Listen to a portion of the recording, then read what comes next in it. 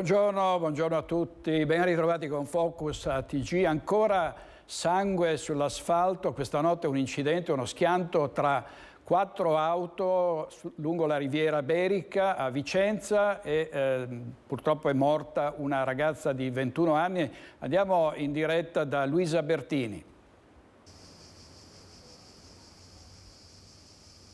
Sì, buongiorno a voi, buongiorno ai nostri telespettatori. Siamo a Ponte di Barbarano, dove alle mie spalle, qui in Riviera Berica, ieri attorno alle 22:30 si è consumato un tragico incidente che ha coinvolto 4 mezzi. Stiamo parlando di una strada che collega Vicenza a Noventa Vicentina. Purtroppo una giovane 21enne di Nanto non ce l'ha fatta.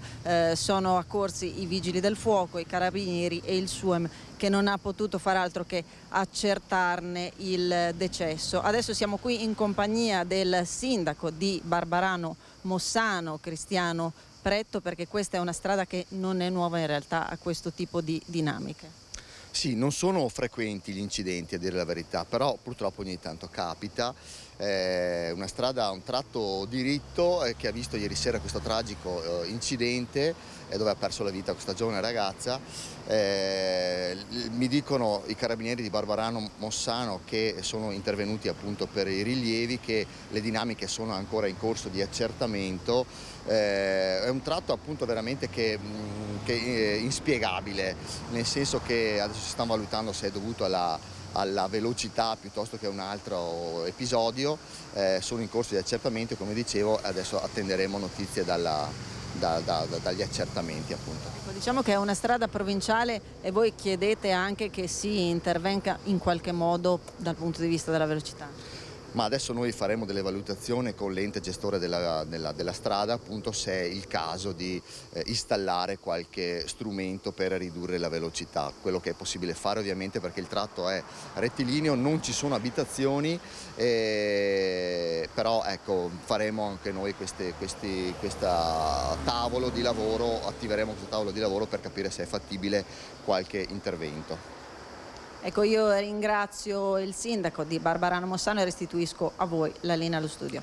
Grazie molte a Luisa Bertini e al Primo Cittadino, e continua la polemica sulle multe. Vediamo tra l'altro una notizia pubblicata dal Mattino di Padova, multa di 40 euro per aver fatto i fari segnalando i vigili con l'autovelox. Succede spesso, no, di vedere qualcuno lampeggiare perché più avanti c'è una pattuglia dei vigili, comportamento che viene severamente punito in altri paesi, evidentemente anche qui. Continuiamo a raccontarvi le storie della guerra agli autovelox a Cadoneghe. Abbiamo raccolto tante testimonianze. L'altra sera Focus il sindaco Marco Schiesaro, davvero indignato per l'attentato che è stato compiuto ai danni degli autovelox. Sentiamo un altro automobilista. I pustini sono oberati di lavoro perché vengono a lamentarsi che devono passare da una parte e dall'altra. Infatti a me un colpo me ne sono arrivate 10 e ha detto: guarda, non so come fare, ho la borsa piena. In posta sono pieno di gente, non si può neanche entrare per quanta gente ci sono, e tutti incazzati neri perché si accorgono di quanto devono pagare. Questa è la testimonianza di Michele, uno dei molti automobilisti multati dal Velox di Cadoneghe. Lui quella strada la fa spesso, almeno 3 volte al giorno, per assistere gli anziani genitori che vivono nel comune vicino. Io devo accudire i miei genitori dalla mattina, mi alzo alle 5:45, passo di qua verso le 6 e poi ritorno al lavoro, ritorno dai miei a sistemare per il mangiare, ritorno al lavoro e poi alla sera ritorno a casa, dopo averli accuditi dato la cena. Quindi io i passaggi, per esempio, che alla mattina presto c'è addirittura un aumento del 30% sul calcolo delle multe, e dopo le 10 di sera un altro calcolo del 30%. Più di 2.500 euro la somma delle multe arrivate fino ad adesso. Sono 15 e più multe perché le altre sono ancora da andare a riscuotere alle poste, e anche non so quante ce ne siano ancora che devono arrivare dal comune. Domani saranno molti i multati presenti in piazza Antenore a Padova davanti alla prefettura per chiedere un intervento. Intanto l'appello al sindaco. Io chiedo al sindaco se vuole mettere i 50 all'ora, noi siamo anche d'accordo, però anche se diciamo che ci vuole un tempo per dare la possibilità ai cittadini di capire che questa strada si deve andare piano, secondo lui. Anzi, però prima dovrebbe mettere in sicurezza le strade. Quindi domani la manifestazione dei multati è la polemica, lo scontro tra i sindaci che dicono dobbiamo garantire sicurezza e i cittadini, gli automobilisti che dicono no, voi soprattutto volete fare cassa, e ci sarà questa manifestazione domani a Padova. Purtroppo però gli incidenti continuano e adesso ci colleghiamo in diretta con San Biagio di Callalta, dove c'è Christian Arboit, perché un motociclista è volato fuori strada. A te la linea, Christian. Sì, buongiorno a studio anche da parte di Alberto Pivetta per la parte tecnica. Proprio in questo momento sulla Postumia siamo all'ingresso di San Biagio di Callalta, è arrivato il soccorso stradale. Si tratta di recuperare questa moto, eccola qui, che è finita nel fosso dopo un sorpasso a quanto pare, anche se i rilievi sono in corso e se ne stanno occupando i carabinieri con la polizia locale di San Biagio di Callalta. Poco meno di un'ora fa questa moto stava procedendo in direzione Treviso quando pare appunto nel corso di un sorpasso ha speronato una Volvo Station Wagon, da qui la carambola fino a questo fosso. Il conducente, un ragazzo, è stato portato al Cafoncello, sembrerebbe fuori pericolo di vita, era cosciente, dicono i soccorritori. Di fatto si tratta dell'ennesimo incidente sulle strade nella Marca, alle prese ovviamente con il traffico delle vacanze. Soltanto ieri, il dato è di pochi istanti fa, i carabinieri sulla Treviso Mare, che è la strada qui parallela, hanno elevato circa una ventina di sanzioni, ben 9 le patenti ritirate per eccesso di velocità soprattutto e sorpassi azzardati, non solo, anche una guida in stato di ebbrezza, ma faremo il punto ovviamente nelle prossime edizioni. Per il momento dalla Postumia a San Biagio di Callalta con Alberto Pivetta è tutto, vi restituisco la linea. Grazie molte. Continuano i controlli intanto della polizia stradale lungo le arterie principali della provincia di Padova e sentite a che velocità andava una Mini Cooper in autostrada.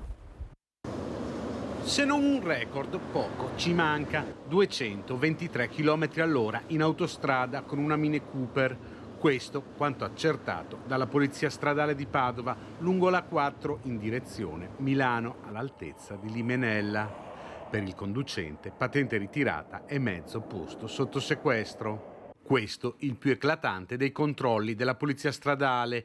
Nella scorsa settimana sono stati 279 i punti totali decurtati e 2 le patenti sospese, grazie ai 17 posti di blocco in cui sono stati controllati più di 300 veicoli. Automobilisti, motociclisti, ma anche ciclisti coinvolti in questi incidenti, per non parlare poi dei pedoni. C'è stato un incidente in Alpago, un ciclista di Carmignano di Brenta ha riportato un trauma al volto e numerose contusioni. È caduto in bicicletta ed ha battuto il volto. È successo ad un ciclista 39enne di Carmignano di Brenta ieri sulla strada del Taffarel in discesa da Palughetto in Alpago in provincia di Belluno. L'uomo ha perso il controllo della propria mountain bike ed è caduto riportando un trauma al volto e contusioni in tutto il corpo. Il ciclista è stato recuperato con l'elicottero Falco 2 e portato all'ospedale San Martino di Belluno. Nonostante le gravi condizioni in cui versa, non è in pericolo di vita.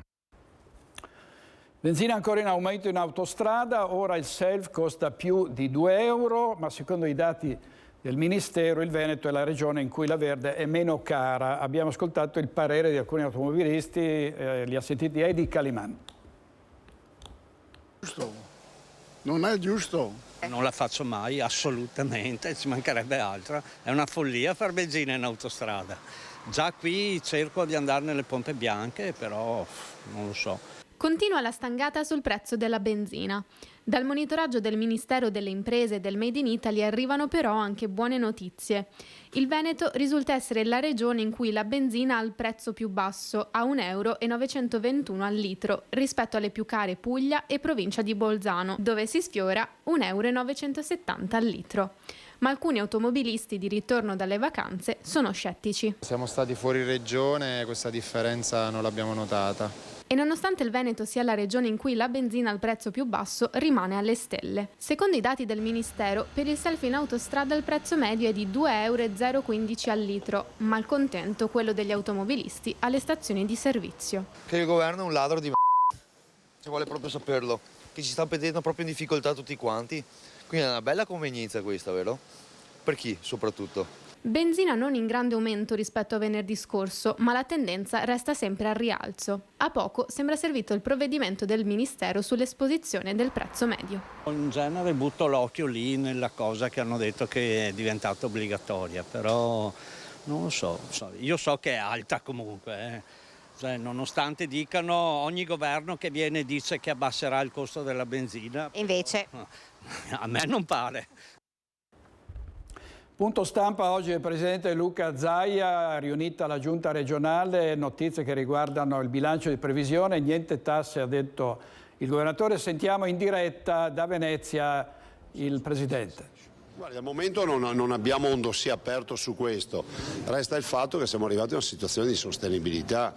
In questo momento stiamo ospitando 9.000 persone, ma abbiamo purtroppo la contezza che solo il 10% di queste persone avrà il titolo di rifugiato, per cui fatte 200.000 le persone che arriveranno quest'anno via mare, sappiamo che solo un 10% o 11% avrà titolo ad essere qui in Italia, quindi stiamo parlando di 20.000 persone. Questo non ci aiuta ad aiutare i profughi veri e quindi sono loro che poi ne fanno le spese. Del resto tutta l'Africa in Italia non ci può stare ed è scandalosa la posizione europea, cioè dobbiamo denunciare questa posizione scandalosa dell'Europa rispetto all'immigrazione. Presidente, nel bilancio di previsione si parla di uno stato di salute del Veneto e con niente tasse, niente addizionale IRPEF anche per il 2024 per i veneti. Si parla di 1 miliardo e oltre 170 milioni, quindi non ci saranno aumenti per la scuola, mense, trasporti? No, io confermo l'impegno che ci siamo presi dal 2010 ad oggi. In tutti questi anni non abbiamo raccolto dalle tasche dei veneti circa più o meno 15 miliardi di euro. È 1 miliardo 179, come diceva lei, all'anno che non preleviamo. Io penso che sia più logico lasciarle nelle tasche dei veneti che andare a prelevarle per poi redistribuirle. Sanità con un bilancio che vede in positivo, con però 3.500 medici che mancano. Le liste d'attesa stanno andando meglio, nel corso di questi ultimi 2 o 3 mesi ha detto delle 100.000 rotti persone che erano in lista d'attesa si sono evasi più di 52.000 domande. Sì, consideri che se avessimo 3.500 medici potremmo idealmente avere 3.500 ambulatori aperti che potrebbero virtualmente erogare almeno 10 visite a testa medico al giorno, sarebbero 35.000 visite al giorno, il che vuol dire che in 2 giorni esauriremo tutta l'attesa che c'è sulla categoria dei 30 giorni ad esempio. È lanciato un monito al governo, chiedo scusa ai colleghi se intervengo con tutte queste domande, siamo in diretta TV. Ha lanciato un monito al governo per quanto riguarda il fatto che i medici del pubblico, una volta che vanno in pensione, possono essere assunti soltanto nel privato. Sì, questa è una mia battaglia personale. Consideri che dietro al medico ci deve vedere un grande investimento che noi pubblico facciamo, formazione, team, attrezzature che molto spesso un privato non se le può permettere, e alla fine poi vediamo che a 70 anni va in pensione in un momento in cui mancano i medici e alcune di queste figure, alcuni sono anche delle vere e proprie star, pensi a chi è famoso per i trapianti, non possono più lavorare da noi ma possono andare a lavorare da un privato e poi il cittadino ci viene a dire ma scappano tutti, sì, se questo è il sistema è ovvio che scappano tutti, quindi il governo metta mano velocemente al fatto che a 70 anni una persona deve andare in pensione ma se vuole può restare a lavorare nel pubblico.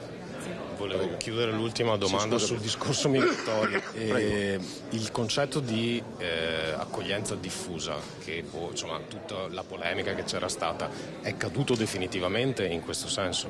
Ma no, guardi, è stata una polemica anche inutile per certi aspetti. Io ho semplicemente voluto firmare un protocollo di intesa, di intenti, definiamolo come volete, col prefetto assieme all'ANCI per dire evitateci le tendopoli, evitiamo i nuove Cona, in un momento nel quale sappiamo che il governo l'11 aprile ha dichiarato lo stato di emergenza nazionale per l'immigrazione, il 16 aprile ha nominato Valenti commissario, dopodiché il soggetto attuatore in Veneto non sono io, è il prefetto di Venezia che coordina il tutto, quindi non ci occupiamo noi di questo, ma tutto ciò premesso penso che sia legittimo che mi preoccupi del fatto che non si facciano tendopoli o nuove Cona. Per ora il prefetto sta gestendo bene questi flussi, visto e considerato che ne stiamo già ospitando 9.000, che è già una cifra paurosa per noi. Consideri che il Veneto ha già 550.000 migranti che si sono integrati e hanno un progetto di vita. Presidente Zaia, mi scusi, un'ultima battuta sulla questione granchio blu. Eccolo, fatelo inquadriamo.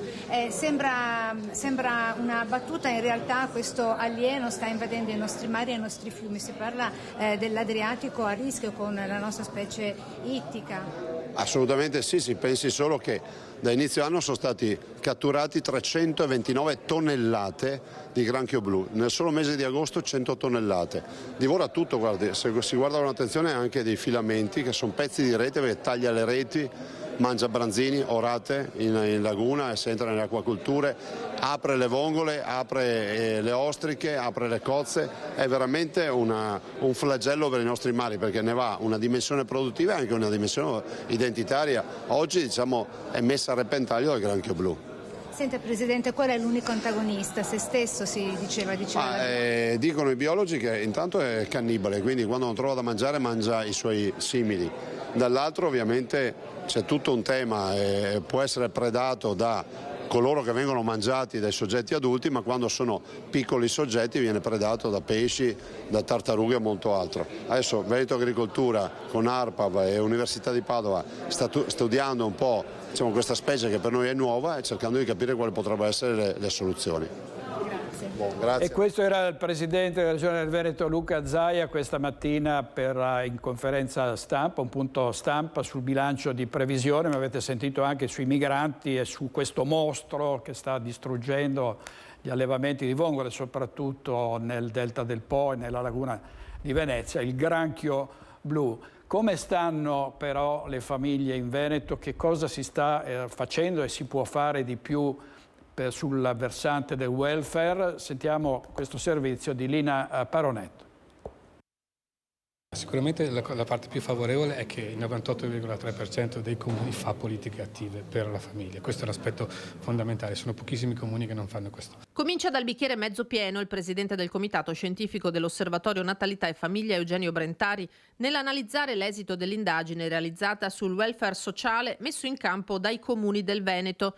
Sostegni alla famiglia declinati in quasi 650 servizi, ma troppe sono ancora le criticità da superare per essere efficaci contro la grande piaga della denatalità. Noi stiamo vivendo in un periodo in cui stiamo riducendo continuamente la nostra popolazione.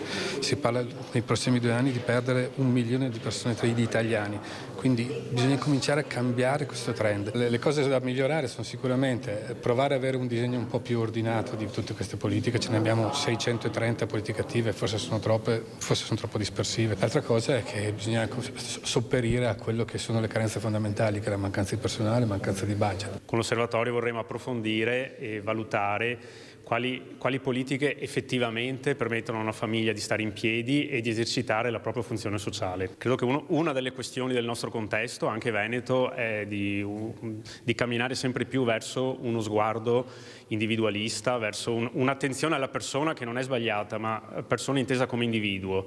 Ecco, l'indebolimento delle relazioni familiari, delle relazioni sociali sta aggravando tutto il nostro sistema. 120 i comuni coinvolti nel sondaggio, 78 quelli che hanno risposto. Tra le azioni intraprese spiccano agevolazioni su servizi e tariffe, eventi di formazione, mentre scarseggiano le politiche per la casa. C'è un problema di fondo dove dobbiamo aiutare i nostri amministratori a fare un passo.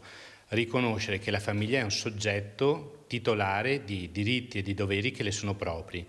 Perché ad oggi ci sono tanti interventi che ricadono sulle famiglie, ma come se fossero dei tappeti elastici, qualcosa di sfondo.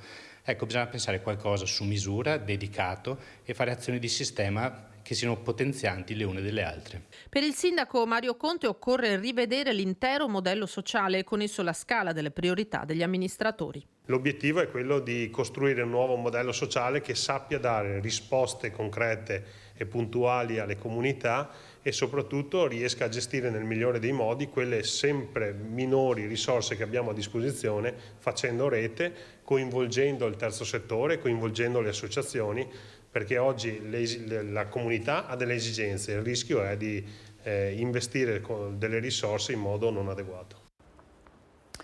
Potrebbe essere, anzi sarà sicuramente un autunno caldissimo perché ci sarà lo scontro sul salario minimo, i prezzi sono sempre molto alti nonostante il calo dell'inflazione. I politici si occupano di salario minimo degli altri, però non si parla di ridursi il proprio, l'autostipendio. Sarebbe così un gesto simbolico, no? Di disponibilità e di vero altruismo, ma si parla di salario minimo e basta per il momento, e ci sarà anche la discussione sulla lotta all'evasione. Ovviamente i sindacati sono pronti alla mobilitazione. Sentiamo. La nostra mobilitazione è proprio per il recupero del potere di acquisto attraverso il superamento di quanto è stato eroso dall'inflazione e attraverso la stipula e il rinnovo dei contratti nazionali che sono in scadenza o che sono già scaduti. Il secondo trimestre ci dice che le cose non stanno andando come si sperava, perché c'è una frenata del PIL. E soprattutto abbiamo la necessità di rimettere al centro la questione delle tutele salariali e dei rinnovi contrattuali. Al culmine dell'estate più cara da decenni, la principale preoccupazione dei sindacati non può essere che la lotta all'inflazione, con il sostegno concreto a famiglie e lavoratori. Per la CGIL in particolare il governo finora ha fatto troppo poco. Auspichiamo un autunno di intese, ma se così non dovesse essere, è un autunno di mobilitazione, di protesta e di rivendicazione per una vita più dignitosa, soprattutto da parte di chi paga le tasse, le paga tutte e si vede in secondo piano rispetto a chi viene premiato in questi giorni dai provvedimenti del governo. Secondo noi la lotta all'evasione fiscale deve rimanere priorità assoluta e non abbiamo visto nei decreti deleghe della riforma fiscale un impegno così forte come auspicavamo come organizzazioni sindacali. Non è un mistero invece che le visioni tra i due sindacati principali siano opposte in materia di salario minimo. La Camera del Lavoro sostiene la proposta delle opposizioni con la soglia fissata a 9 euro lordi all'ora, non così la CISL che vede dei rischi nell'operazione. Vediamo molta confusione, perché pensare che tutto si risolva attraverso una norma di legge che fissa un salario minimo a una determinata cifra, secondo noi è una follia. Ma non si risolve il tema con una norma che comprime verso il basso i salari, ma una norma che incentivi la diffusione dei contratti collettivi applicati dalle organizzazioni, sottoscritti dalle organizzazioni più rappresentative. Da qui la raccolta firme avviata proprio dalla CISL per aumentare la partecipazione dei lavoratori, come avviene in altre parti d'Europa. In ballo un progetto di legge ad hoc. Invitiamo a tutti i cittadini, lavoratori, pensionati e elettori di recarsi nei comuni della provincia di Belluno e di Treviso e tutte le province del Veneto a sottoscrivere, perché sono depositati i moduli in tutte le province, in tutti i comuni, per sottoscrivere il progetto di legge. Restano poi i paradossi acuiti nel post pandemia. Il lavoro c'è, ma è poco pagato o spesso precario. Nella sola comarca trevigiana c'è stato un saldo positivo di circa 4.000 assunzioni in un anno. L'83% è lavoro a termine, per cui lavoro precario, e il lavoro precario è un lavoro che normalmente non riesce a soddisfare tutte le esigenze dei lavoratori. Tasto dolente quello degli infortuni, tanti, troppi, in costante aumento. Oltre il 10%, il 12% per quanto riguarda le costruzioni, il 23% per quanto riguarda il metalmeccanico, insomma dati importanti dove bisogna continuare ad intervenire in maniera strutturale, direi in maniera didattica. Oggi in regia Andrea Basso e Fabio Falliero. Vediamo le notizie sulla prima pagina del Corriere del Veneto online, quella con cui abbiamo aperto lo scontro tra 4 auto, morta una ragazza di 21 anni, ferite altre 2 persone. È successo stanotte a Barbarano di Mossano sulla Riviera Berica. E poi in Trentino si tuffa nel fiume Sarche e non riemerge, disperso un veronese di 24 anni. A Rovigo accoltella l'ex moglie fuori dalla stazione, fermato per tentato omicidio. La mafia in Veneto, l'escalation, il pestaggio del sindacalista e i proiettili a Gervasuti. Avremo l'ex direttore regionale di Vicenza, Ario Gervasuti, questa sera in diretta a Focus. Accende il barbecue di Ferragosto e viene ustionato dalla fiammata e grave. Avremo un servizio su questa notizia, ma intanto andiamo avanti con, avevamo detto, non mi ricordo più, la questione, sì, grazie, da Padova, il sovraffollamento delle carceri che porta a caos, il rischio caos anche nel carcere di Padova. Ci colleghiamo in diretta con Anna De Roberto. Sì, buongiorno dalla città del Santo.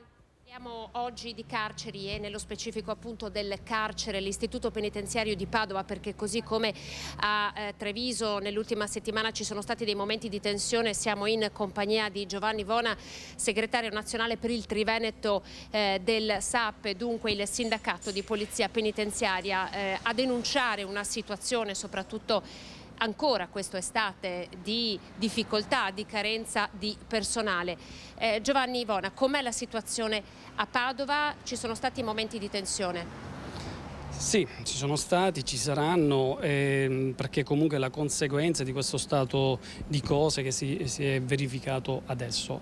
Stiamo forse piangendo un decennio di assenza totale di, come dire, provvedimenti né lungimiranti, non neanche di prevenzione e neanche di intervento immediato, per cui i problemi, diciamo, endemici che ha il mondo penitenziario a Padova esistono. A Padova ci sono 2 istituti, abbiamo l'istituto Casa Circondariale e di reclusione, sono 2 istituti distinti e separati.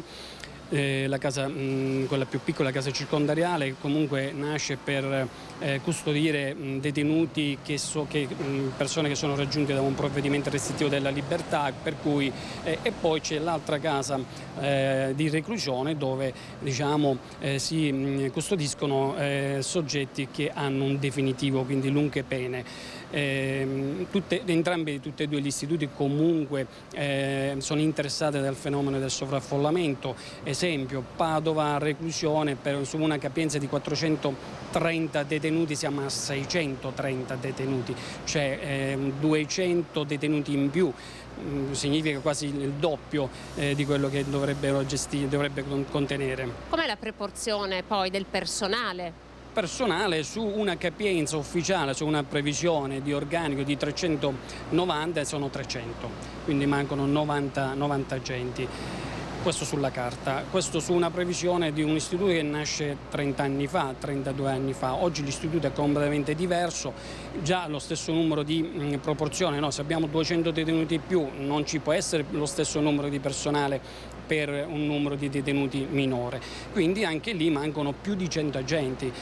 Giustamente il segretario spiegava che il carcere è un istituto vivo, è una realtà viva, quindi non è possibile pianificare anche il numero di persone che all'interno vi devono operare. Ci deve essere una forma di flessibilità da una parte delle risorse umane, ma lei diceva anche a livello di strumenti, lei ha nominato il teaser. Sì, ma sembra che sia stato bocciato proprio perché si dovrebbe usare in un contesto, in uno scenario di chiuso, per cui sarebbe, come dire, vietato, sarebbe pericoloso.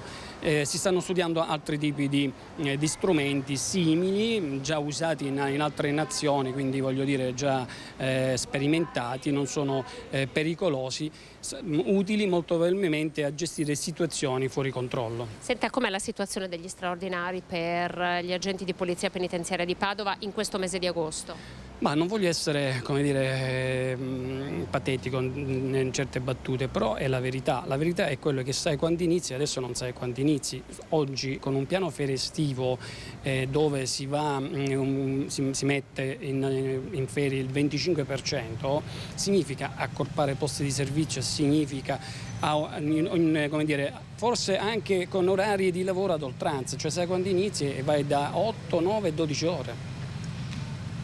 Poi c'è il tema dei suicidi, lei dice ce ne sono troppi, questo dato non sta scuotendo le coscienze della politica? Sì, sono effettivamente troppi. Venezia non più di un mese fa ce ne abbiamo avuti 2 nell'arco di una settimana.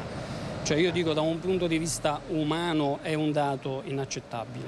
Non aggiungo altro perché credo che di fronte alla morte siamo tutti uguali. Grazie segretario. Ecco, avete sentito, questi sono i dati e di fatto sono anche queste le richieste del sindacato di polizia penitenziaria da Padova, dalla città del Santo. Io restituisco la linea.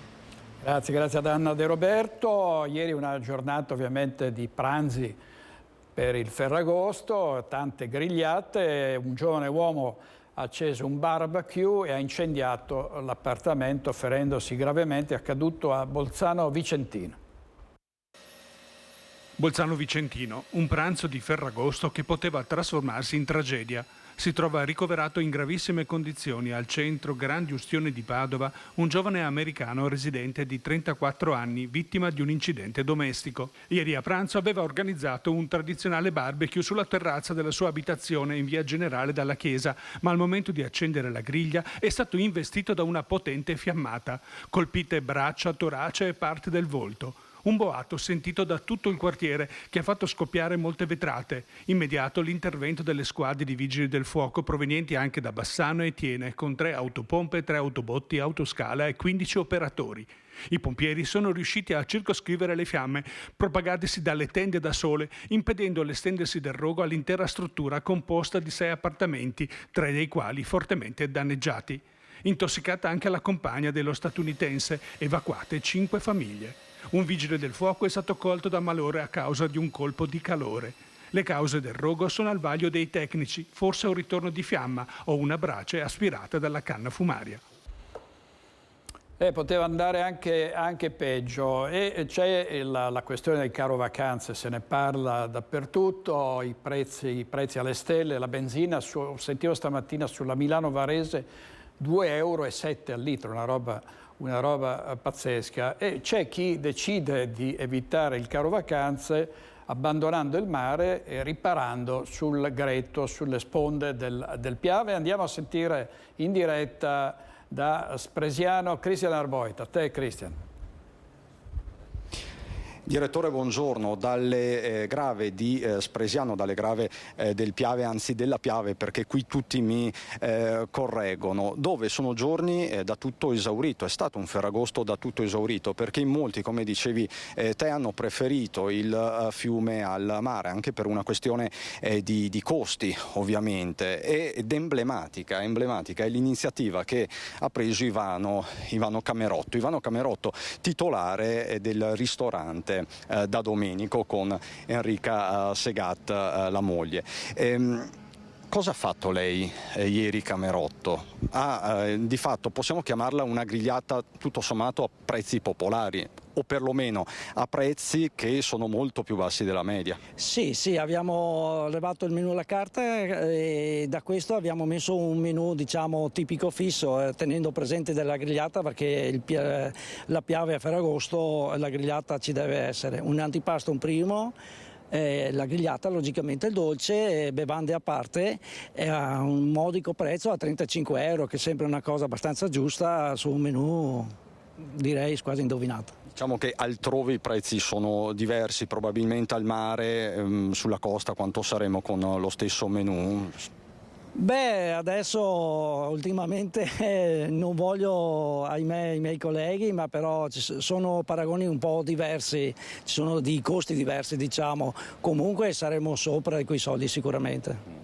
Diciamo che il suo è anche un messaggio ai colleghi: si possono tenere i costi tutto sommato bassi per i consumatori, per le famiglie? Direi proprio sì, basta non inseguire la volpe sbagliata, cioè il fatturato, e guardare l'utile. Si può ricavare dei piatti tipici anche della nostra zona a un costo, un food cost molto basso, dove si può andare a applicare un prezzo diciamo giusto in certe occasioni. Ecco, perché Enrica Segate, diciamolo, mangiare al ristorante non deve diventare un privilegio per pochi. Questa è la vostra filosofia adesso. Esatto, infatti noi anche da questo mese abbiamo lanciato anche un evento al mercoledì che è l'All You Can Eat Bigoli, quindi abbiamo voluto portare l'All You Can Eat tradizionale veneto, dove si può mangiare a un prezzo fisso che sono 24 euro, anche lì con acqua, coperto e il giro bigoli tutto incluso.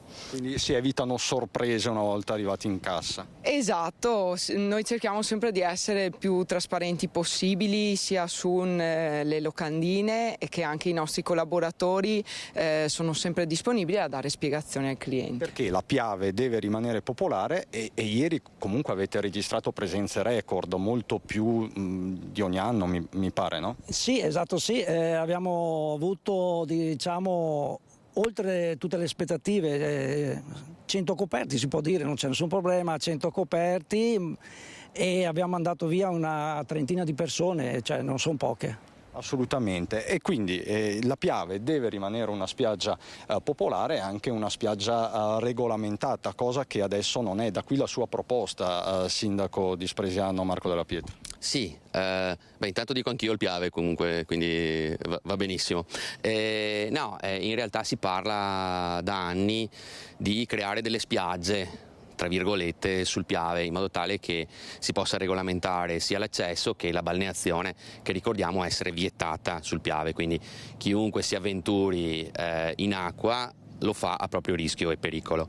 Il problema qual è? Che il territorio è di vari proprietari, quindi abbiamo sia il demanio che il comune che alcuni privati, per cui servirebbe una normativa che regolamentasse in maniera omogenea quelle che potrebbero essere le possibilità di accesso e di gestione. In modo che si torni a una spiaggia del popolo nella sua accezione più ampia. Ma anche in una, sì, che poi è bello, è pop, è un termine che troppo spesso è usato in accezione negativa, in realtà a me piace molto, ma in realtà anche un modo vicino a casa per poter passare del tempo, per cui costi contenuti. A costi contenuti, assolutamente sì. Ultimissima battuta, sindaco, ieri c'è stata una nota amara, un ecovandalo in azione, vuole rivolgere un appello se per caso ci sta seguendo? Ma rischierei di essere volgare adesso a fare appelli a questo o a questi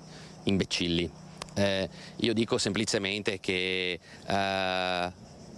non c'è un pro nell'ordare il proprio territorio, il territorio in cui si vive, in cui vivono i propri figli, i propri parenti, in cui appunto si vive se stessi vivono.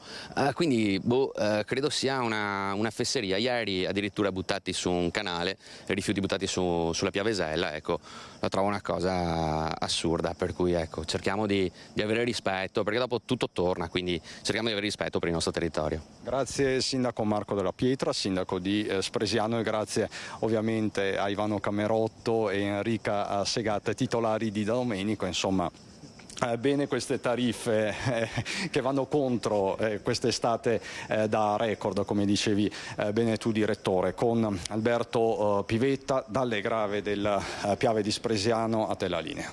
Grazie molte. Il Piave, la Piave, insomma, l'importante è non dimenticare che il fiume è sacro alla patria. Intanto vediamo una notizia pubblicata dalla Nuova Venezia, una storia a lieto fine. A Sottomarina una bimba si è allontanata dalla mamma, la polizia l'ha cercata in mare con le moto d'acqua e poi è stata ritrovata vicino a una torretta e ha vinto un giro sulle onde con gli agenti. Adesso tra poco andremo di nuovo a Venezia per sentire da Anna Maria Parisi i particolari del bilancio di previsione, dovrebbe esserci l'assessore al bilancio Francesco Calzavara, vedremo tra poco. Intanto sentiamo come è andato il Ferragosto a Padova con un successo di pubblico in Prato della Valle, molti padovani, molti turisti dalla provincia, da altre città che hanno assistito ai giochi di luce e musica nella storica piazza. Sentiamo Francesco Rattai. 7, 6, 5, 4, 3, 2, 1, 6!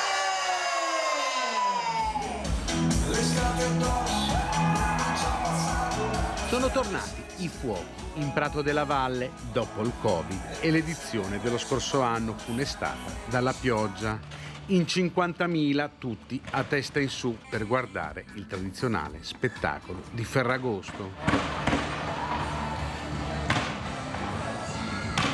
Volti illuminati dai giochi di luce che hanno animato la grande piazza padovana. Anche i vigili del fuoco, arrampicati sul loro automezzo, hanno apprezzato lo spettacolo pirotecnico. Molti i padovani che hanno partecipato a quello che è un vero e proprio rito estivo per chi resta in città. Stiamo aspettando i fuochi. Di tutti gli anni, sì. Non li perdete mai? No, non li perdiamo mai. A parte l'anno scorso che pioveva, purtroppo non li abbiamo visti. L'ho già visto, per cui anche è un bello spettacolo sicuramente. Prima dei fuochi, l'animazione sul palco che ha intrattenuto migliaia di persone. È veramente dal 2019 che non vedevamo una piazza così piena con decine di migliaia di persone, tanto entusiasmo, cittadini padovani che sono in città, ma anche tanti turisti che sempre di più scelgono Padova. Vediamo una grande occasione di intrattenimento, gratuita, tanta musica, i fuochi d'artificio, rispettosi anche dell'ambiente e degli animali con la limitazione dei suoni. E quindi ci sono tutti gli ingredienti e le condizioni per una bellissima serata per celebrare l'estate insieme.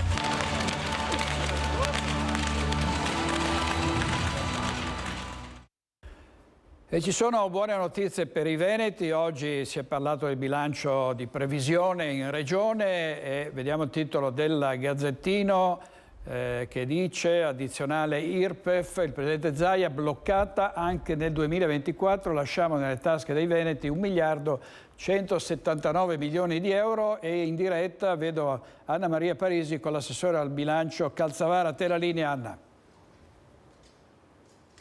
Eccoci, sì, la notizia che abbiamo anticipato poco fa con in diretta il punto stampa del presidente Zaia. Come appunto, come dicevi direttore, l'assessore al bilancio del Veneto Francesco Calzavara. Un bilancio di previsione 2024 approvato oggi 16 agosto con tutta la giunta, diceva prima il presidente Zaia, assessore Calzavara, e che vede e che ha un peso di 18 miliardi di euro, di cui 10 miliardi per la sanità, con, ribadiamolo, niente tasse per i veneti, non ci sarà alcuna addizionale IRPEF da pagare per i veneti anche per questo 2024. Si parla di una cifra importante.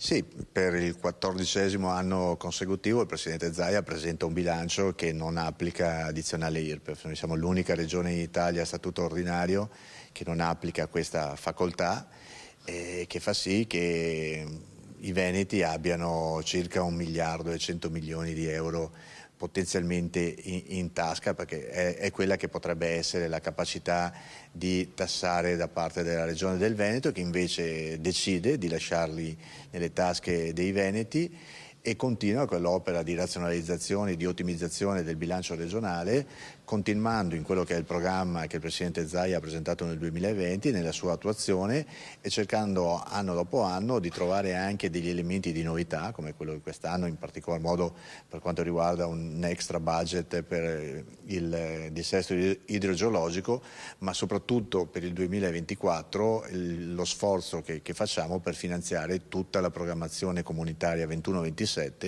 che passa da 60 milioni a 129 milioni, dando piena attuazione a tutte le possibilità che la Comunità Europea ci ha dato, portando da 1 a 2 miliardi i fondi della programmazione 21-27. Ecco, come verranno utilizzati questi fondi? Con una postilla, faccio un passo indietro, al dissesto idrogeologico 3 milioni e mezzo con... Sì, 3 milioni e mezzo, riteniamo che in un periodo dove vediamo che i mutamenti climatici ci portano a queste improvvise bombe d'acqua piuttosto che eventi catastrofici, ma anche piccoli, relativamente piccoli, insomma, come quello di Bardonecchia dell'altra sera, necessitano di continui interventi in un Veneto fragile, soprattutto in montagna, e quindi ai oltre 2 miliardi di euro di interventi che sono stati fatti negli ultimi anni, a quelli che tradizionalmente mettiamo nel bilancio 16 milioni e mezzo ogni anno, quest'anno c'era una disponibilità di poche di risorse, abbiamo pensato che destinarle là fosse importante e quindi un segno di attenzione in un Veneto che deve essere sempre più messo al sicuro.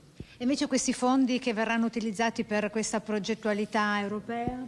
Beh, lì sono 2 progettazioni da 1 miliardo l'una, una sul sociale e una sull'economia. Sono tante iniziative che nel corso di quest'anno inizieranno concretamente a prendere forma attraverso i bandi che i vari assessorati metteranno a loro disposizione e che dovranno trovare il cofinanziamento della Regione del Veneto, e quindi attraverso anche per la prima volta la possibilità di utilizzare i fondi di sviluppo e coesione riusciamo a coprire tutta la programmazione 21-27 e credo che nel Veneto nel corso dei prossimi anni si vedrà bene quali saranno le ricadute di questa possibilità che l'Europa ci dà attraverso l'utilizzo di questi fondi. Ecco, per quanto attiene alla fragilità del nostro territorio, da non sottovalutare assolutamente quanto sta accadendo lungo i nostri corsi d'acqua, dai fiumi al mare, cioè il granchio blu, un alieno a 10 zampe che fa sorridere ma che però sta letteralmente devastando tutta quella che è la nostra la ricchezza del nostro mare, perché si diceva, mostrando anche prima i 2 esemplari maschi e femmina, assessore, di come la femmina riesca a deporre dalle 700.000 minimo uova fino a un massimo di 8 milioni di uova. Sì, credo che quest'anno ci stiamo rendendo conto di questa invasione, di questa specie aliena che rischia di stravolgere quella che è un'economia importante come quella della pesca nel Veneto, che in alcune aree rischia di essere stravolta da questa invasione. E quindi oggi la presentazione delle iniziative che attraverso ARPAF e Veneto Agricoltura iniziano a studiare il fenomeno e iniziano anche a contrastarlo, perché credo che ma forse non ci se ne era resi conto. È bene che il Presidente Zaia abbia dato questo segnale di allarme nel nostro territorio, inserendolo all'interno delle calamità, proprio perché rischia di andare a stravolgere un ecosistema e un'economia che comunque ha fatto ricchezza, che ha fatto benessere nel nostro territorio, che in alcuni casi ha avuto anche la capacità di creare quel prodotto esperienziale che è ad esempio il mare dell'Alto Adriatico. Questa specie aliena rischia di stravolgere tutto questo. Sì, perché l'allarme riguarda non soltanto il nostro Veneto ma tutto l'Adriatico fino all'Emilia Romagna. Per concludere, Assessore, ho stanziati in tal senso 80.000 euro per nuovi studi, da domani partirà un nuovo progetto in tal senso. Sì, è un primo stanziamento oltre ai 3 milioni di euro messi a disposizione dal Governo, che credo ci permetteranno di comprendere come si muove questo animale, come contrastarlo e iniziare poi concretamente attraverso risorse credo molto più importanti la eradicazione di questa specie aliena che sta snaturando il nostro ecosistema.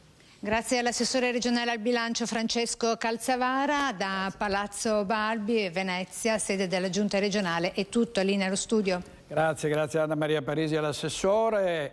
E come avete sentito molte risorse saranno destinate, 3 milioni e mezzo alla lotta ai dissesti idrogeologici, e tra gli osservati speciali c'è il Ponte degli Alpini, il Ponte di Bassano, che non ha solo dei nemici nelle calamità e nel maltempo, ma anche nelle persone, negli incivili che lo imbrattano e lo devastano. Sentiamo in diretta dal Ponte degli Alpini Chiara Gaiani. Un buongiorno da Bassano in questa giornata dopo Ferragosto, siamo sul Ponte Vecchio, ringrazio il mio ospite Riccardo Poletto, ex sindaco di Bassano e attuale consigliere comunale di opposizione per la lista Bassano Passione e Comune. E come vedete il movimento sul ponte di Bassano c'è, questo monumento nazionale scelto veramente da moltissimi turisti per una passeggiata, per poter ammirare il Brenta, per tutto il valore storico che ha questo monumento nazionale. Anche nella giornata di Ferragosto ci hanno raccontato i commercianti, nonostante quella che è stata la tendenza generale a una diminuzione delle presenze turistiche, qui turisti ci sono stati, molti italiani ma anche molti stranieri. Ecco, siamo qui perché purtroppo, insomma, ve l'abbiamo già segnalato, il Ponte Vecchio è oggetto anche dell'attenzione dei vandali, c'è chi sceglie le fessurazioni come cestini. Riccardo Poletto ha seguito da vicino tutta l'opera di restauro di questo ponte, è stata un'opera molto faticosa, vederlo comunque lasciato all'incuria, anche se non è diciamo che ci siano insomma dei buchi eccetera, è una cosa che fa male. Sì, questo è davvero il gioiello bassanese dal punto di vista storico, architettonico e artistico, ed è anche il salotto della città. Non è piacevole vedere che ai lavori di restauro che sono stati particolarmente impegnativi, che hanno coinvolto anche molti enti finanziatori, poi non ci sia il sufficiente rispetto. Fa star male perché è indubbiamente un segno di un'inciviltà che c'è ancora, magari riguarda poche persone per fortuna, ma c'è, e fa male anche perché bisognerebbe forse riuscire a prevenire di più questo tipo di comportamenti, l'abbandono del rifiuto, il fatto di infilarlo nelle fessure o di andare a rovinare le parti in legno. Questo ponte è già monitorato con le telecamere. Bisognerebbe forse moltiplicare la presenza di agenti di polizia locale che possano passeggiare spesso in questa zona, e forse non sarebbe male anche l'idea di affiggere dei cartelli discreti che ricordino che il ponte è sottoposto a osservazione di telecamere e che ogni minimo gesto di inciviltà o di degrado sarà severamente punito. Ecco, bisogna riuscire a fare tutto il possibile per evitare che accadano queste cose, fermo restando che poi, se dovessero accadere, bisogna anche che l'azione dell'amministrazione comunale sia tempestiva e immediata nel rimuovere questi oggetti o nel riparare i danni, perché quando si fa un lavoro così profondo di restauro e si riesce a riportare a bellezza originaria un monumento, è più semplice poi prendersene cura quotidianamente che non aspettare altri anni e poi rifare interventi particolarmente ingenti che poi magari comportano anche chiusure, non in questo caso, ma penso anche alle ragnatele, anche all'ordinaria pulizia. Ecco, meglio farla continuativamente.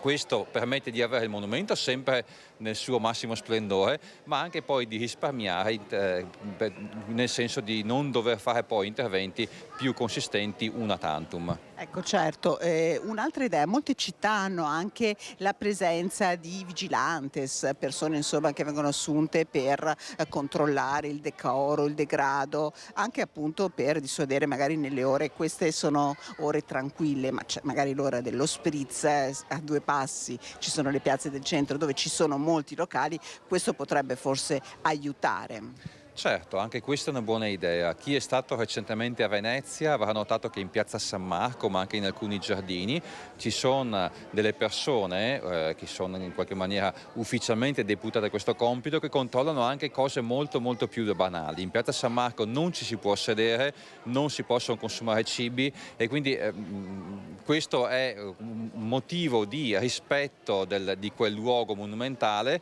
che però viene fatto rispettare, appunto, viene fatto osservare grazie anche alla presenza di queste persone. Non è da escludere anche questa possibilità, ossia che in alcune ore in modo particolare nel ponte ci sia qualche persona, magari anche volontari o ragazzi del servizio civile, insomma non per forza persone che devono essere particolarmente onerose per le casse comunali, che monitorino il sufficiente livello di rispetto e di decoro in questo che è il punto in assoluto più importante della città. Bene, allora abbiamo lanciato alcune idee, speriamo anche che possano essere in qualche modo raccolte o studiate, e ringraziamo ancora Riccardo Poletto per essere stato con noi, ringrazio per la collaborazione tecnica il collega Andrea Benetti, e da Bassano restituisco la linea allo studio. Grazie molte, è uno splendido panorama a Bassano del Grappa dal ponte degli alpini. Grazie a Chiara Gaiani e a Riccardo Poletto. Prima di andare in pubblicità vi ricordo un convegno che si svolgerà questa sera alle 18 a Cortina d'Ampezzo, al Palazzo delle Poste, nella Sala Cultura Don Pietro Alverà, la presentazione del libro L'abuso d'ufficio. Intervengono Paolo Ghezza, il professor Gianfranco Perulli, amministrativista, Davide Vianello Viganò, ingresso libero. È importante perché dell'abuso d'ufficio si sta parlando molto, soprattutto riguardo ai problemi che hanno incontrato i sindaci, che si sono visti spesso le mani legate rispetto ad interventi che l'abuso d'ufficio in qualche modo ha impedito, spesso sempre inutilmente, perché, come ha detto recentemente il ministro Nordio, che lo ha abrogato, l'abuso d'ufficio, così come è interpretato oggi dal codice penale, non fa altro che rappresentare un altro laccio all'attività dei primi cittadini. Andiamo in pubblicità 2 minuti e poi torniamo di nuovo con Focus TG. State con noi, grazie.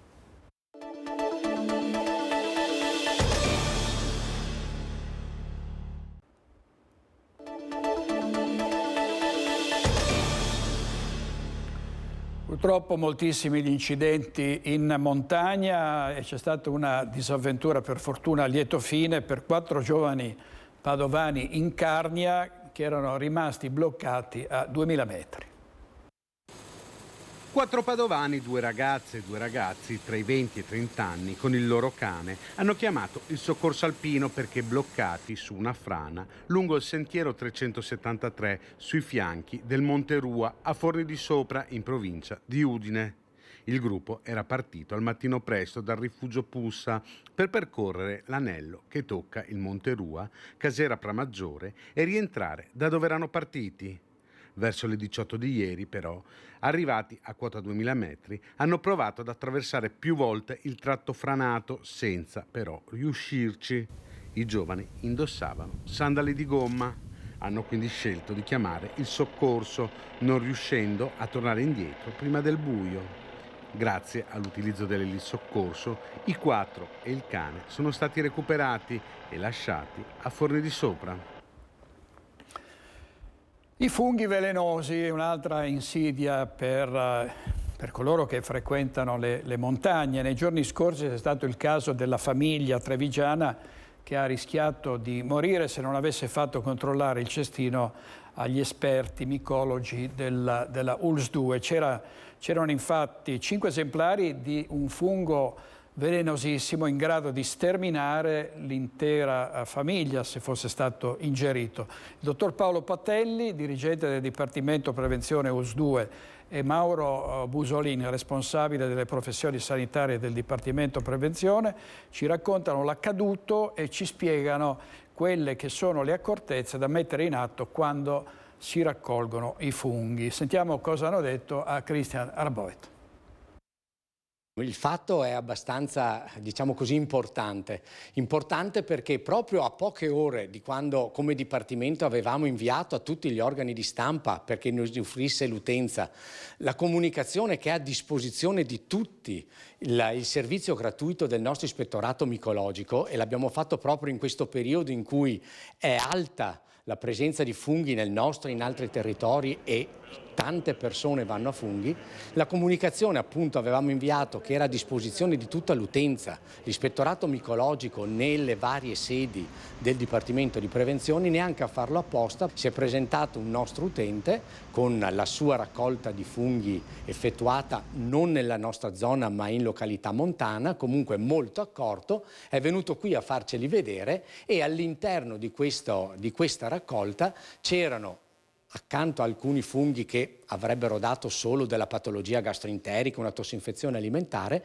c'erano alcuni, per la precisione 5 funghi, altamente letali, quindi che avrebbero dato probabilmente morte a chi li avrebbe mangiati, costituendo quindi un pericolo, un alto pericolo potenziale per lui e per tutta la sua famiglia, per chi avesse mangiato questi funghi. Perché ce n'erano a sufficienza per sterminare? Questi 5 funghi, se fossero stati consumati dalla famiglia e fossero stati presenti casualmente nei piatti di tutti, chiaramente tutti quelli che avessero mangiato di questi funghi avrebbero avuto questi danni irreversibili. Ecco, all'orizzonte c'è una stagione, tra l'altro, che si preannuncia molto buona, e lei si sente di fare un appello a tutti questi cercatori di funghi, più o meno esperti? Certo, da quello che mi dicono anche amici molto esperti, la stagione questa è molto buona per quanto riguarda la presenza di funghi nei nostri territori e in montagna. Le condizioni climatiche hanno favorito un grandissimo sviluppo dei funghi.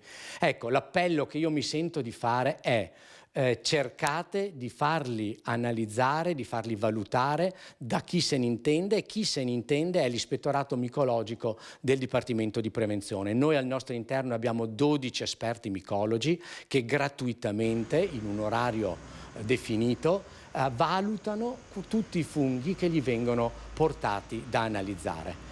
Anche i raccoglitori più esperti possono sbagliare, questo è quello che mi dicono i nostri tecnici. Quindi la raccomandazione è quella di far sempre vedere i funghi, perché ogni anno purtroppo ci sono degli eventi che magari potrebbero essere evitati se fossero stati visti i funghi per tempo dai nostri esperti. Gastroenteriti soprattutto. Gastroenteriti, la tossinfezione alimentare chiaramente in primis, e poi chiaramente possono esserci eventi più gravi che fortunatamente molto raramente, ma ogni tanto capitano. Cortinarius specialissimum è una specie di funghi che si trova soprattutto quasi esclusivamente in ambienti montani. Ci sono alcuni funghi di questa specie anche commestibili, pochi, ma ce ne sono alcuni che sono veramente molto molto pericolosi, perché possono essere letali per persone che magari non sono perfettamente in forma fisicamente o sono anziane, eccetera. Per tutti gli altri c'è la dialisi a vita, purtroppo. Quindi bisogna stare attenti a quello che si raccoglie, ma soprattutto a quello che poi si consuma. Senta, dottor Busolin, lei di fatto, e non esagero, ha salvato la vita a una famiglia potenzialmente. Cos'è successo? Allora, come dipartimento l'abbiamo salvata, non ho peritato io i funghi, c'è stato un collega che li ha peritati. Sostanzialmente il signore ha raccolto dei funghi in montagna e poi è venuto qua in dipartimento per farseli peritare. All'interno del cestino c'erano parecchi funghi e tra l'altro nessuno commestibile, però tra questi c'erano appunto 5 esemplari di Cortinarius orellanus, specie mortale. Mortale ha delle caratteristiche molto particolari questo fungo, soprattutto relativi a quando compaiono i primi sintomi. Questa è una specie veramente complicata, perché dal momento in cui si ingeriscono questi funghi possono passare anche fino a 14-15 giorni prima di avere i primi sintomi, che vuol dire che entro quei 15 giorni ormai l'organo bersaglio che è il rene è compromesso completamente, e tante volte si fa anche fatica a capire qual era la causa, proprio perché il pasto consumato 14-15 giorni prima non è facile sempre ricordarselo. E la sostanza che crea questo danno è la orellanina, che è contenuta in 2 o 3 tipologie di funghi, lo Specialissimos e l'Orellanus, sempre Cortinarius. Senta Busolin, su 4.000 specie di funghi, quanti sono quelli commestibili? Guardi, quelli commestibili, perché poi ci sono alcune regioni che rendono commestibili alcuni funghi, mentre non sono previsti funghi commestibili in altre regioni, ma alla fine i funghi veramente commestibili sono una ventina circa di specie, su circa 4.000 specie conosciute come funghi di bosco. Quindi ricordiamolo, come diceva il dottor Patelli, voi siete operativi in tutto il territorio dell'ULSS 2, pronti a fornire questo tipo di supporto che è necessario. Le spiego, l'ispettorato micologico lavora su più ambiti. Allora abbiamo l'ambito dove noi peritiamo i funghi raccolti dai cittadini qualunque, cioè da un cittadino, li peritiamo in 3 sedi di questa ULSS, uno per distretto, a Conegliano, a Treviso e anche a Montebelluna, in orari più o meno diversi. Comunque garantiamo sempre la nostra presenza il lunedì, perché il lunedì di solito è il giorno successivo alla raccolta che si fa in montagna quando si va per boschi. È una cosa, l'ispettorato micologico, oltre a fare la perizia dei funghi raccolti nel bosco, fa anche consulenze nei pronti soccorso quando ci sono delle presunte casi di intossicazione da fungo. Lì andiamo a capire quale fungo è stato ingerito dal paziente, proprio perché poi il pronto soccorso deve procedere con tutte le terapie del caso. Importanti consigli degli esperti per evitare delle tragedie. Passiamo dai funghi all'uva, nonostante le grandinate, sono ottime le prospettive della vendemmia 2023. Vediamo. Quest'anno sembrerebbe che la raccolta è una raccolta importante, che non ha grosse difficoltà, anzi una raccolta vigorosa con qualità elevate e con quantitativi elevati. Nonostante le grandinate che hanno colpito vaste aree della nostra regione, in particolar modo il Veronese e le zone trevigiane del Prosecco, e un fungo che ha messo a repentaglio la produzione, la vendemmia 2023 partirà sotto ottimi auspici. L'ultima settimana di agosto iniziano la raccolta dei bianchi e quindi del Chardonnay, quindi un dato estremamente importante in cui per diversi anni purtroppo si è dovuto anticipare la raccolta, invece da quest'anno la raccolta viene fatta in maniera corretta dall'ultima settimana di agosto. La produzione vitivinicola veneta è tra le principali in Italia, un comparto che continua a crescere. 96.000 ettari sono i terreni coltivati oggi a vitivinicolo, nel 2023 superiamo abbondantemente i 100.000 ettari. Le prospettive del settore vitivinicolo sembrano e sono buone. Il settore vitivinicolo è un settore importante per quanto riguarda la produzione lorda vendibile a livello regionale, ma anche a livello nazionale. La regione Veneto è la prima regione d'Italia per la produzione di vino e per il valore di produzione. 1,3 miliardi di euro è il valore della produzione complessiva a livello veneto. È in Brasile la più grande comunità di emigrati dall'Italia, con 12 milioni di oriundi veneti, pensate, e in questi giorni è in Brasile Giorgia Miazzo, che è la presidente del centro studi Grandi Migrazioni.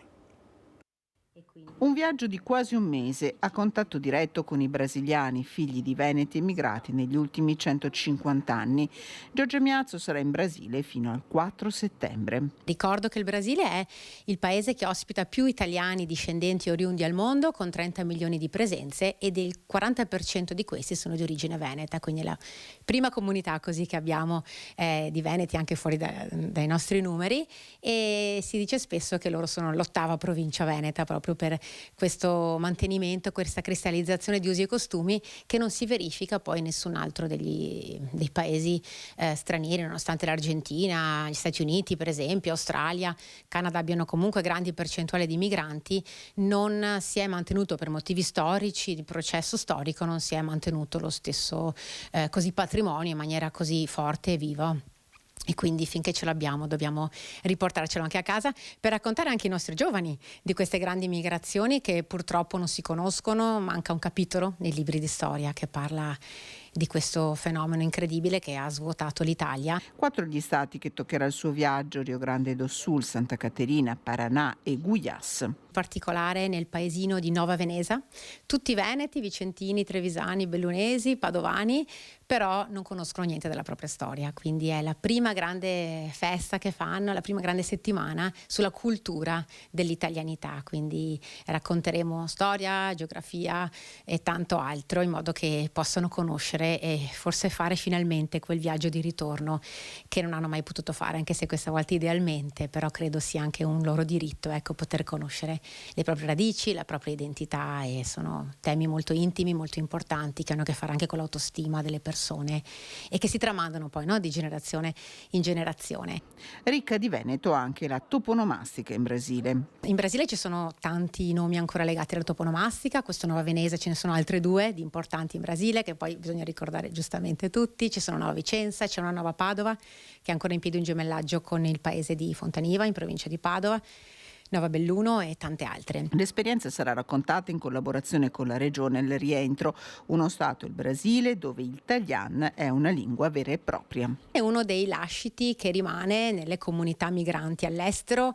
In realtà noi osserviamo anche realtà molto belle che non voglio dimenticare, come quelle dell'Argentina, del lunfardo, del cocolice, il sickle English o il broccolino o l'italo-americano ancora utilizzate in Canada o negli Stati Uniti, ma sicuramente il Talian per noi veneti è qualcosa di incredibile. Si dice che ancora si parli questa lingua da circa 2 milioni di persone. Che cos'è il Talian? È difficile da definire, no? Ecco, però è un veneto, perché in realtà i veneti poi hanno anche così influenzato linguisticamente anche i bergamaschi, che a volte mi dicono io sono bergamasco, ma me lo dicono in Veneto, i friulani e tante altre comunità del nord Italia, a volte anche del sud, ma molto più raramente, e con degli influssi in portoghese, quindi dove le parole italiane, venete in questo caso, non esistevano, e con insomma il passare degli anni eccetera eccetera si è evoluta, quindi è diventata una lingua nuova. Possiamo chiamarla un fratello del Veneto, io mi sentirei di chiamarla così, e soprattutto per noi, ecco, è un miracolo linguistico che come ricercatori abbiamo tutto il dovere, ecco, di dover salvare. Oggi gli immigrati in altri paesi, i veneti che sono immigrati in altri paesi, parlano con le loro famiglie, con i loro familiari attraverso i social, c'è internet, si fanno le call da un continente all'altro, ma una volta c'era la posta, una volta c'erano lettere e cartoline, ma ancora oggi una cartolina può essere recapitata 50 anni dopo. Sentiamo questa storia in diretta da Spresiano, ce la racconta Christian Arboit. A te Christian. Eccoci direttore, siamo rimasti a Spresiano, abbiamo cambiato location. Questa la cartolina che la signora Gian si è vista recapitare dopo 50 anni.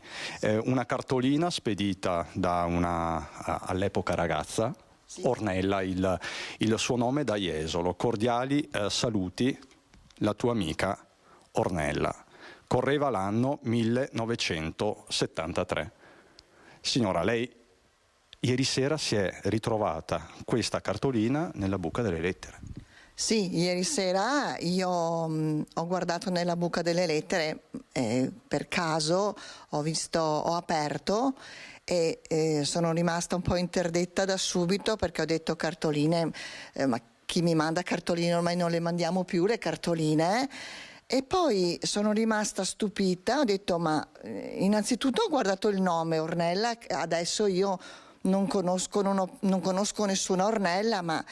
E poi il mio stupore è diventato più grande quando ho visto l'anno, il 1973, e non nascondo che sono rimasta interdetta a vedere questa cosa. E non sapevo neanche come reagire, ho detto ma mamma mia, ho detto 50 anni e poi sono tornata con la memoria a 50 anni fa e mi sono ricordata che avevo delle amiche, forse più di una, che si chiamavano Ornella. Io a quel tempo frequentavo le scuole superiori, ho frequentato l'istituto Vesta e probabilmente o una compagna di classe o un'amica del tempo che si chiamava Ornella, che effettivamente mi aveva inviato questa cartolina, ecco. Veramente impressionante, immagino che un brivido l'abbia percorsa ieri. Guardi, un'emozione, veramente. Io nel giro di pochi minuti ho ripercorso quegli anni. Veramente un'emozione grande mi aveva preso, è stato proprio che faticavo a dormire ieri sera, non le nascondo, perché ho pensato a questa cartolina e ho detto mamma mia, quanti anni sono passati a questa cartolina che non era mai arrivata in effetti.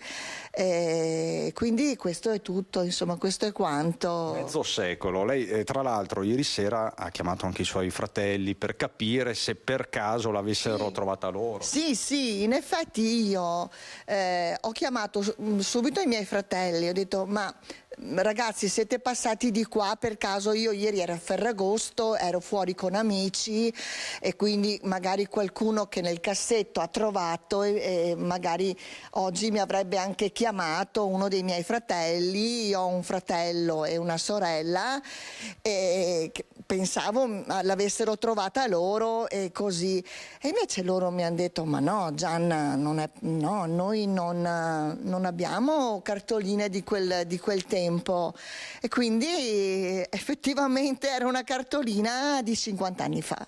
Anche perché il timbro, ecco, lo vedete, grazie Alberto Pivetta per l'inquadratura, ecco, il timbro è del 73, quindi oggettivamente probabilmente un postino, quindi ha recapitata il postino. Io non lo so, presumo di sì, le dico, io l'ho trovata nella buca delle lettere, presumo sia stato un postino, ma non so neanche il mittente, questa signora Ornella,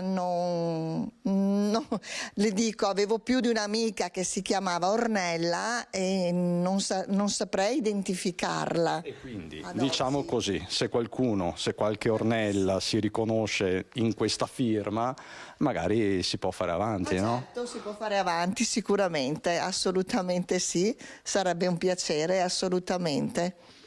Allora, direttore, questo è un momento un po' a Marcord, però questa era Jesolo 50 anni fa, non stiamo parlando dell'assalto di Ferragosto, delle spiagge, e questa è un'altra angolatura. Prima abbiamo parlato di Caro Vacanze e adesso invece parliamo della Jesolo che fu. Grazie signora Gianna, veramente una testimonianza preziosa. Grazie. A voi. Direttore, con Alberto Pivetta da Spresiano ti restituisco la linea. Grazie molte, una bellissima storia, incredibile, no? 50 anni dopo, una cartolina. Adesso andiamo a Padova e stiamo per entrare nella Specola, la torre nel cuore della città, usata come osservatorio astronomico. Si dice che ci sia stato anche Galileo Galilei. Siamo all'interno della Torlonga della Specola, il famoso osservatorio padovano. Siamo qui per svelare, anzi sfatare, un falso mito. In molti padovani e turisti pensano che questo fosse l'osservatorio di Galileo Galilei.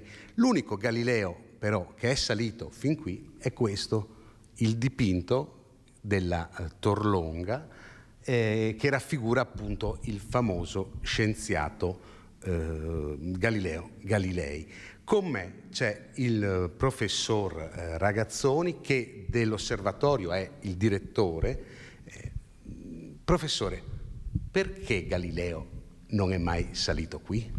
Galileo ha vissuto a Padova i 18 anni migliori della sua vita, lui dirà, e ha fatto tantissime scoperte. Non la fate della Torre della Specola, perché la Torre della Specola semplicemente a quell'epoca non era un osservatorio, era una torre militare, è diventata osservatorio astronomico circa un secolo dopo per volere della Serenissima, ma naturalmente noi abbiamo in consegna la eredità scientifica e la responsabilità di portare avanti le ricerche di Galileo Galilei, che ha fatto soprattutto all'Università di Padova. Ecco, quindi abbiamo sfatato un mito, siamo appunto molto alti sopra le teste dei padovani e qua si possono vedere i padri fondatori dell'astronomia mondiale. E con queste stupende immagini restituiamo la linea allo studio. Grazie moltissime a Francesco Ratea. Adesso andiamo da Padova a Vicenza per la festa dell'Assunta a Monteberico. Sono 7 giorni dedicati alla Madonna e ce ne parla il priore padre Carlo Rossato, intervistato, lo vedo in diretta, con Daniele Garbin. Sì, buongiorno, grazie della linea. Ci troviamo a Vicenza, a Monteberico, nel santuario. Con me padre Carlo Rossato, il priore. Un saluto a tutti voi che ci seguite. Ecco, in una giornata particolare, siamo a ridosso del periodo dell'Assunta, una festività tra le più importanti, se non la più importante, adesso lo chiederemo a Padre Carlo, del ciclo mariano durante l'anno, e soprattutto a Vicenza ricorre un periodo importante, un momento importante. Perché, Padre?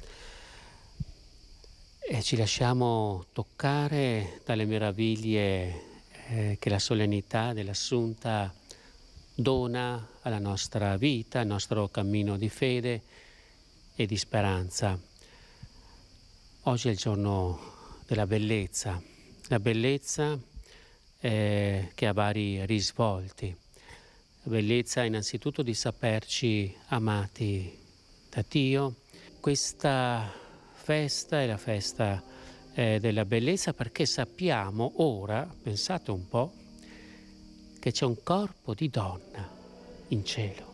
E ci apre a un'infinità di significati. Vuol dire che questa nostra carne, che è segno della fragilità, della vulnerabilità, della sofferenza, del dolore, della morte, ha un futuro grandioso. Ecco, per queste parole di speranza, quanti sono i pellegrini che si sono avvicinati al santuario, che si avvicineranno, e che cosa chiedono? Magari chiedono di incontrarla. Beh, sono tantissimi pellegrini, ma persone che salgono su questo luogo, entrano in basilica, e poi quando una persona è qui qualcosa accade. Troviamo la fonte sorgiva di ogni sguardo, di ogni gesto, di ogni parola che dà vita fino a dare la vita. Perché qua si comprende il nostro futuro, dare la vita agli altri. Ecco, intanto la ringraziamo, Padre Carlo, sono parole preziose di riflessione. Facciamo un invito a chi vuole salire al santuario in questo periodo. Ecco, dica lei. Ritagliatevi uno spazio durante le vacanze, in modo che queste vacanze, le ferie, non siano solo un momento di riposo e di divertimento, ma sia uno spazio ricavato, ritagliato per il ripensamento, la meditazione, un'apertura alla nostra vita, aprire il cuore. Il resto lo compie Dio. Grazie Padre Carlo, lo salutiamo. E con questo restituisco la linea allo studio. Grazie a Padre Rossato e a Daniele Garbin, che giustamente è andato anche a sentire dai pellegrini quali sono le suppliche che vengono rivolte alla Madonna. Prevalgono quelle per la pace. Il giorno dell'Assunta bisogna pregare per la pace. Il dono della pace in Europa, ma in tanti posti del mondo dimenticati, penso all'Africa. La pace è uno dei doni più belli che potremmo avere. Ecco, ci fidiamo a Maria, Regina della Pace. Si possono chiedere tante cose, la lista è molto lunga, però fondamentalmente penso che siano i desideri che abbiamo tutti nel cuore, un po' di pace, un po' di serenità e niente, un po' di tranquillità davvero. La grazia di vivere un'umanità nuova, il senso della fraternità, ne abbiamo molto bisogno. Perché in una realtà dove c'è molta aggressività e c'è molta indifferenza, penso che possiamo chiederle questa grazia. Ma innanzitutto, vista la situazione mondiale, innanzitutto la pace. Quella è una prima cosa, la pace nel mondo, come dice il Papa, ma è quasi un'utopia, perché di qua di là succede sempre qualcosa. Sicuramente che almeno la guerra cessi, che quella è la cosa più importante, e poi che ci sia lavoro per tutti, ma un lavoro serio, non un lavoro precario.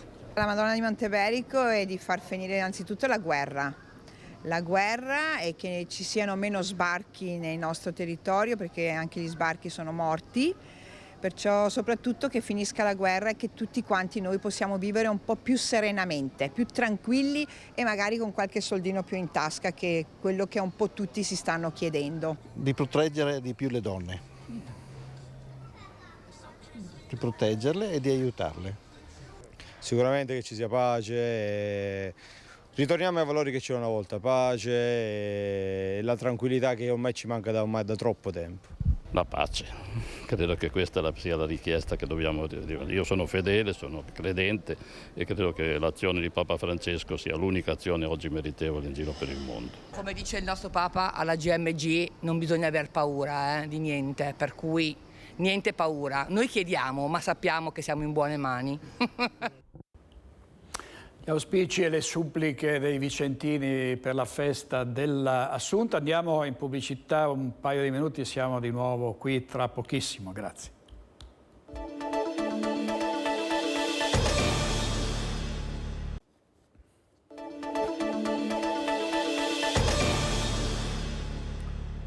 Adesso parliamo di cani abbandonati, anche di canili con nuovi arrivi e adozioni. Federico Fusetti è andato al canile di San Francesco, dove tante persone vanno in questo e in altri canili a prendere un cane, ma poi purtroppo molte volte non sono in grado di gestirlo e quindi lo lasciano andare. Vediamo.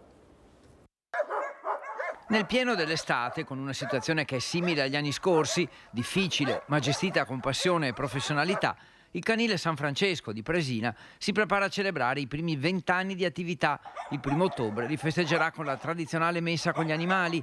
Dall'inizio a oggi in questa struttura sono entrati oltre 6.000 cani. Proviamo a contare fino a 6.000 e mettiamoci vicino a un cane. Il 90% dei quali ha trovato un nuovo padrone. Questi sono numeri, non sono opinioni. Nel frattempo è cambiato il tipo di cani che entrano. Non più animali catturati dalla Calappiacani, ma cosiddetti casi sociali. Cani, anche di grossa taglia, che le persone prendono e poi non sanno gestire, non sterilizzano e che a volte mordono. E allora si rivolgono qui perché in difficoltà. In questi 18.000 metri quadrati del Parco Zoofilo San Francesco ci sono 38 ampi box e una capienza di 200 cani, 28 i comuni di riferimento dell'ULSS 6. A fronte di un calo dei cani su cattura, c'è stato un aumento dei cani frutto dei casi sociali. Purtroppo le entrate non sono diminuite e quel che è peggio sono molto più problematiche. Fondamentale la collaborazione tra istituzioni e questa struttura, nella quale la procedura per adottare un cane è seria. Spesso può esserci anche un periodo di prova. La persona viene in canile, fa il giro del canile accompagnato sempre da un volontario che in modo che possa individuare le caratteristiche del cane. Poi se scatta la cosiddetta scintilla si procede con le pratiche burocratiche. Prima delle pratiche burocratiche vengono fatti anche dei preaffidi. Successivamente, se c'è la necessità, restiamo in contatto con le persone e in modo da poter diciamo così, dare dei consigli sul comportamento del cane. I cani vengono affidati alle famiglie con microchip e vaccinazioni e nel 90% dei casi sono anche sterilizzati. Molti chiedono i cuccioli, che però non sono sempre la soluzione migliore. I cuccioli sono un'arma a doppio taglio, nel senso che il cucciolo, quando è cucciolo, è piccolo. Quando comincia a crescere non si sa che dimensioni arrivi. E soprattutto quello che raccomandiamo, tanto amore verso questo esserino a 4 zampe. Bullismo, post-Covid, disagio sociale, informazione sul web sono alcuni dei temi che vengono trattati dai ragazzi che scrivono e interpretano dei cortometraggi prodotti da Chuck Junior del gruppo Alcuni. Vediamo. In realtà è molto complicato adesso rapportarsi con i ragazzi perché hanno una serie infinita di cose che noi neppure sappiamo utilizzare e che bisognerebbe in qualche modo non tanto eliminare, che sarebbe stupido, ma cercare di regolare questo loro utilizzo. Questo è forse una cosa su cui, Francesco, tu in particolare dovresti pensare. Ci ragionerò e poi vi faccio sapere. Poi fammi sapere. Sì.